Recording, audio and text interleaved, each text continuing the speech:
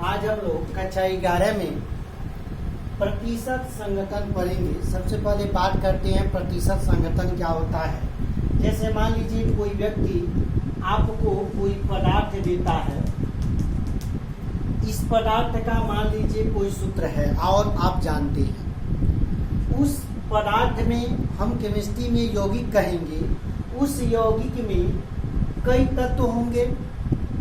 उस यौगिक में जो तत्व होंगे कितना परसेंट उस यौगिक में संयोग किए हैं उसको कैसे निकालेंगे, इसके बारे में हम लोग अध्ययन करेंगे। यानी किसी यौगिक में कोई तत्व दिया है, कितना परसेंट है, प्रतिशत को कैसे निकालेंगे। तो फार्मूला दिया है, किसी तत्व का द्रव्यमान प्रतिशत निकालना हो तो तत्व का द्रव्यमान बटे यौगिक का मोलर द्रव्यमान गुणे 100। याद रखिएगा, यौगिक में जैसे मान लीजिए हमारे पास H2O दे दिया हो और कोई आपसे पूछेगा जल में हाइड्रोजन कितना परसेंट पाया जाता है या जल में ऑक्सीजन कितना परसेंट पाया जाता है, तो उसको हम कैसे निकालेंगे इसके बारे में हम बता रहे हैं। आगे हम देखते हैं, एक दूसरा फार्मूला होता है तत्व की संख्या गुणे उस तत्व का परमाणु भार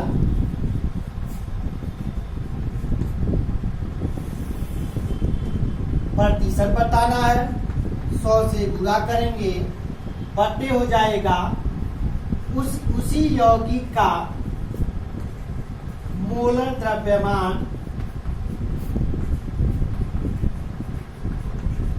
अब बात करेंगे मोलर द्रव्यमान क्या होता है।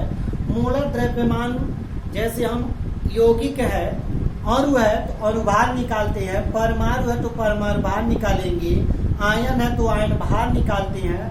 तो उस सभी के नामों का एक नाम रखा जाता है मोलर द्रव्यमान। आगे हम एक उदाहरण के माध्यम से हम समझेंगे।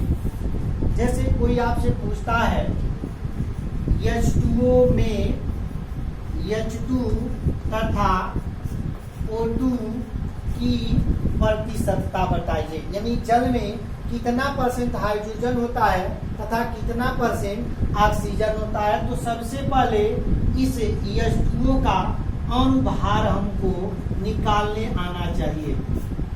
अणुभार कैसे निकलेगा, तो यौगिक में जो जो तत्व है उस तत्व का परमाणु भार हमको पता हो। हम जानते हैं एक हाइड्रोजन का परमाणु भार 1 होता है, ऑक्सीजन के एक परमाणु का परमाणु भार 16 होता है। हम देखेंगे हाइड्रोजन के एक यानी परमाणु भार 1, 2 परमाणु है तो 2 से गुणा करेंगे, प्लस ऑक्सीजन के एक ही परमाणु में 1 रखेंगे, पूरे 16 होता है। हल करेंगे 2 प्लस 16 करने 16, आगे देखेंगे 18। यह 18 जल का अणुभार कहलाएगा या जल का मोलर द्रव्यमान कहलाएगा। हम फार्मूला पर हैं, अगर H2 का निकालेंगे तो लिखेंगे H2O में H2 की प्रतिशतता बराबर। अभी पढ़े हैं परमाणुओं की संख्या, यानी जल में हाइड्रोजन के कितने परमाणु हैं 2 गुणे एक परमाणु का परमाणु भार 1 होता है, 1 रखेंगे, गुणे प्रतिशतता निकाला जा रहा है, 100 से गुणा करेंगे, बटे उसका मोलर द्रव्यमान उस यौगिक का। तो जल का मोलर द्रव्यमान 18 है, हम 18 रखेंगे। आगे देखेंगे 2 करने 2, 2 9 18 यानी 100 बटे 9, हल करेंगे तो आएगा 11.11। यानी जल में हाइड्रोजन की जो प्रतिशतता होती है 11.11% होती है। अब बात करेंगे ऑक्सीजन की प्रतिशतता निकालना। तो याद रखिए, अगर कोई यौगिक है, उस यौगिक में 2 ही तत्व हैं जैसे हाइड्रोजन और ऑक्सीजन, अगर एक तत्व का प्रतिशतता निकाल लिए तो दूसरे को निकालने के लिए प्रतिशतता 100 का होता है, तो 100 में से हाइड्रोजन की प्रतिशतता निकालेंगे तो ऑक्सीजन की प्रतिशतता निकल जाएगा। आगे देखेंगे O2 की प्रतिशतता किसमें? जल में। जानते हैं प्रतिशतता 100 का होता है, 100 में से घटा देंगे, हाइड्रोजन आया है 11.11%, तो घटाएंगे तो आएगा 88.89%। ये हमारा हुआ H2O में ऑक्सीजन की मात्रा। दूसरा तरीका देखेंगे इस विधि से कैसे निकालेंगे, वो हम आपको बताते हैं। अभी आपने पढ़ा है, फिर लिखेंगे H2O में O2 की प्रतिशतता बराबर, देखेंगे ऑक्सीजन के एक परमाणु है तो 1 हो जाएगा, गुणे ऑक्सीजन के एक परमाणु का जो परमाणु भार होगा 16 हो जाएगा। प्रतिशतता निकालना है, 16 से गुणा करेंगे बटे H2O का यौगिक भार या मोलर द्रव्यमान 18 होगा। हम यहाँ 18 रखेंगे, सॉल्व करेंगे, 2 से काटेंगे तो 2 × 16, 2 × 18। आगे देखेंगे तो आएगा 8 में 100 से गुणा करेंगे 800, 9 से भाग करेंगे तो आएगा 88.89%। ऐसे भी निकाल सकते हैं। एक दूसरे उदाहरण से हम समझा रहे हैं आपको। जैसे मान लीजिए यूरिया दिया हो, यूरिया का सूत्र होता है NH2CO NH2। यूरिया में आपसे पूछता है नाइट्रोजन की प्रतिशतता बताइए। तो सबसे पहले यूरिया में जो तत्व है सबका परमाणु भार पता हो, तो नाइट्रोजन का परमाणु भार, एक परमाणु का 14, हाइड्रोजन का 1, कार्बन का 12, ऑक्सीजन का 16 होता है। तो सबसे पहले H2 यानी यूरिया का मोलर द्रव्यमान निकालेंगे, तो 1 × 14 प्लस 2 परमाणु है तो 2 × 1 का 1 होता है, तो 1 प्लस कार्बन का एक ही परमाणु है तो लिखेंगे 1 × 12 प्लस ऑक्सीजन के एक परमाणु है 16 प्लस नाइट्रोजन के एक परमाणु है 1 का 14 होता है, प्लस हाइड्रोजन के 2 परमाणु है 2 × हाइड्रोजन के 1 होती है 1 हो गया। अब इसको हल करेंगे, 14 होगा, यहाँ पर 2 होगा, ये भी हमारा 12 होगा, 16 कम में 16 होगा, प्लस 14 में 1 का गुणा करेंगे 14 होगा, और 2 में 1 का गुणा करेंगे 2 होगा। ये हमारा हो गया 16, ये हो गया 12, फिर हमारा आएगा 16 और ये हो गया 16। देखेंगे 16 में जोड़ेंगे 16 32 होगा, 16 48 होगा, 48 और 12 जोड़ेंगे तो 7 होगा। इस तरह से यूरिया का जो मोलर द्रव्यमान होगा वो 7 होगा। आगे देखेंगे, याद कर लीजिए यूरिया का मोलर द्रव्यमान 7 आया है। अब N2 की प्रतिशतता पूछ रहा है। सूत्र पढ़े हैं, यौगिक में तत्व की संख्या, तो यौगिक में नाइट्रोजन के कितने तत्व है? 2, तो 2 लिखेंगे, गुणे इसका परमाणु भार पढ़ेंगे, तो अभी पढ़े हैं सोडियम का परमाणु भार यानी नाइट्रोजन का परमाणु भार 14 होता है, 14 लगाएंगे। प्रतिशतता पढ़े हैं तो 100 से गुणा करेंगे बटे यौगिक का मोलर द्रव्यमान 7 आया है, 7 हल करेंगे तो आप देखेंगे यहाँ से इसको पहले हम इस 0 से यह 0 काट दें, 2 × 6 यानी 3 हो जाएगा। देखेंगे 14 में 140 होगा, 3 से भाग करेंगे।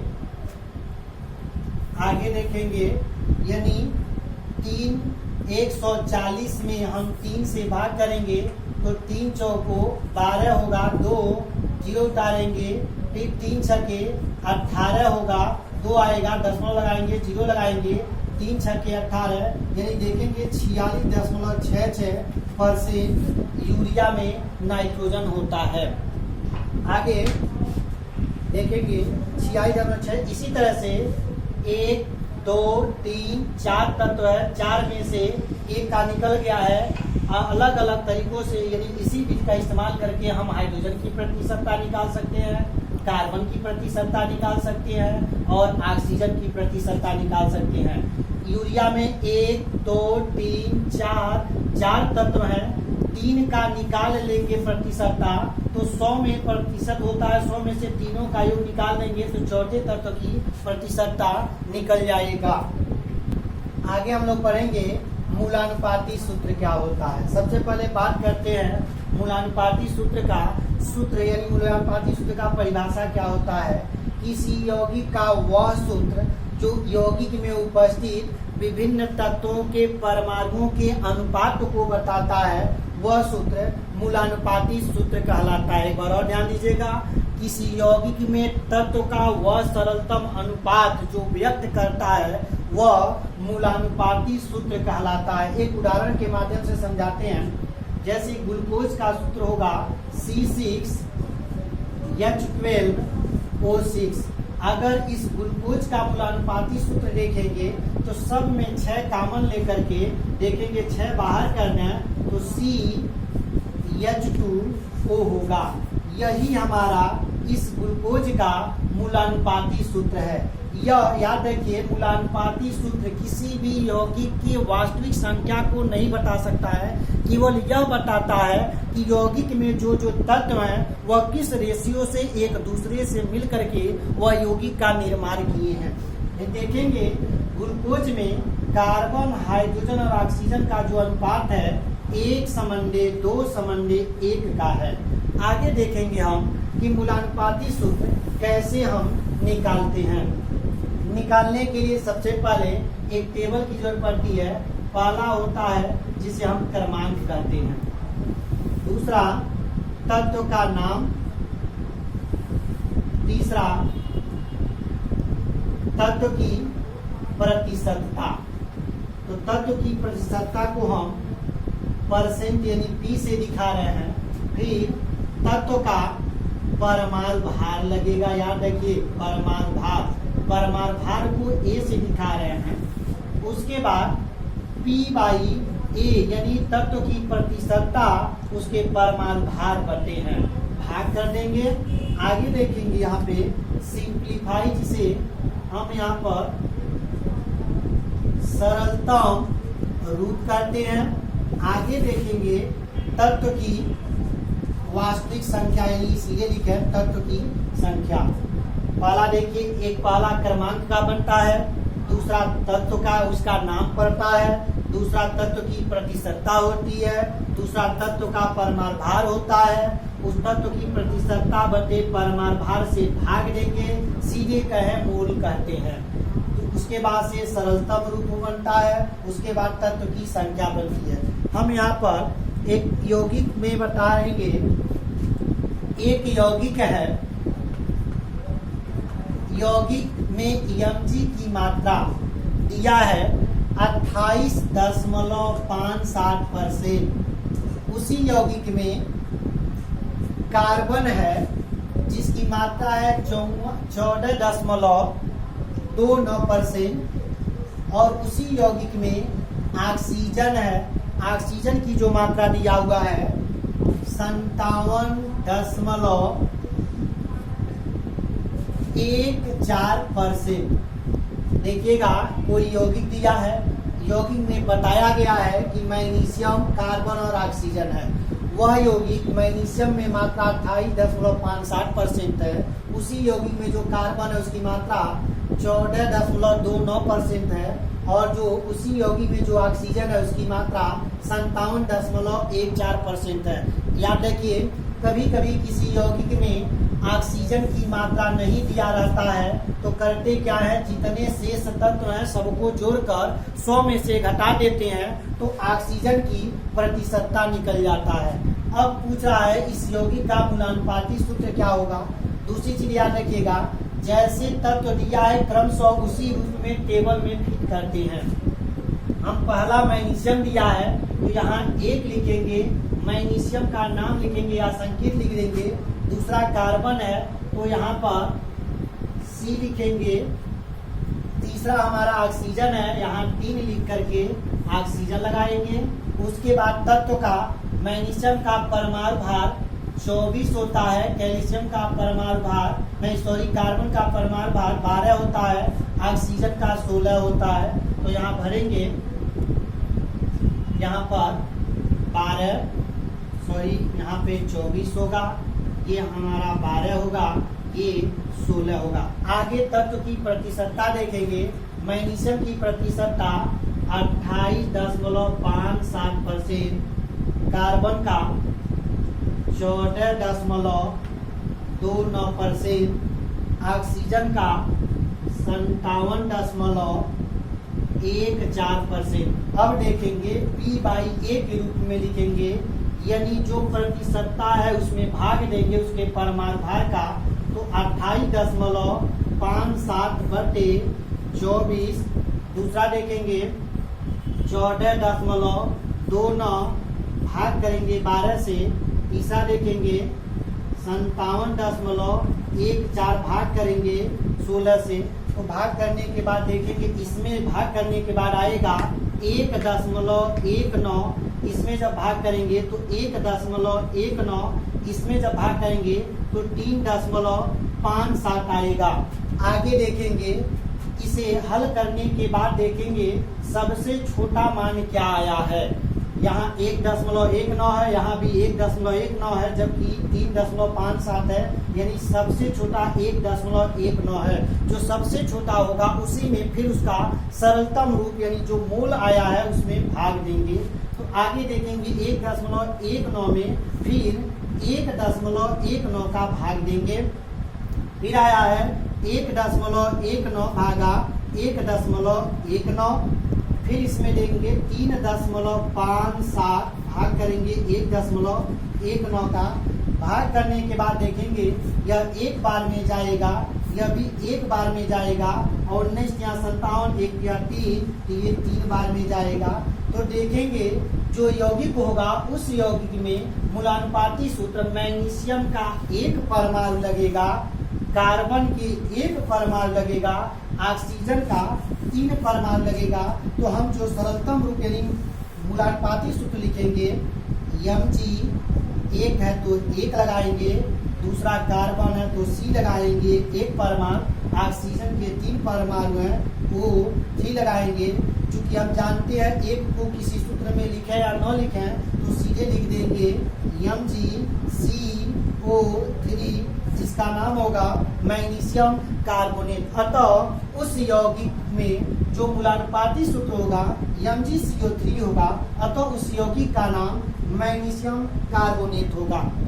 ध्यान रखिएगा, हमेशा कभी कभी सवाल को जब सॉल्व करते हैं, सॉल्व करने में जो तत्व की संख्या आती है, मान लीजिए सरलतम रूप निकालते हैं तो आता है 1.5, दूसरे को हल करते हैं तो आता है 2.5, और तीसरे को हल करते हैं मान लीजिए आ गया 3।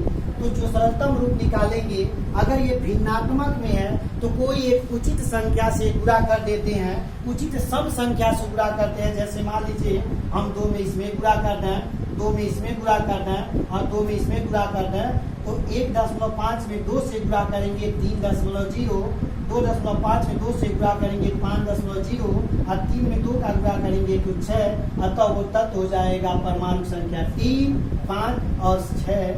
आज के लिए बस इतना ही। शेष हम 8वीं सूत्र पढ़ेंगे, नेक्स्ट वीडियो में पढ़ेंगे। तब तक के लिए धन्यवाद।